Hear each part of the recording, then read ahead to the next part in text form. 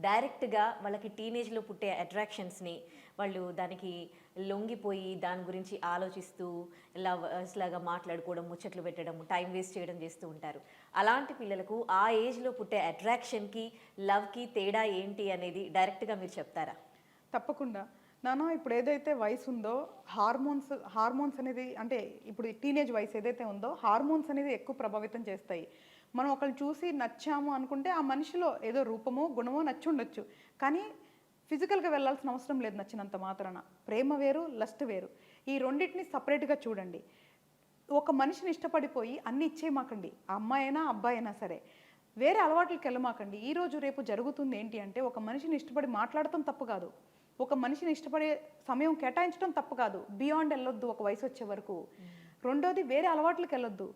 ఈ మద్యాలు, ధూమపానాలు, మత్తు పదార్థాలు వీటిల అలవాట్లోకి వెళ్ళొద్దు. చాలామంది చాలా జీవితాలను కోల్పోతున్నారు. భయభ్రాంతులుగా బతుకుతున్నారు. పేరెంట్స్‌కి అసలు ఏం తెలియట్లేదు.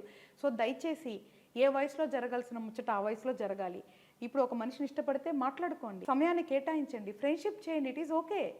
కానీ బియాండ్ ఎళ్ళొద్దు. లిమిటేషన్స్ పెట్టుకోండి. ఒక వయసు వచ్చే వరకు.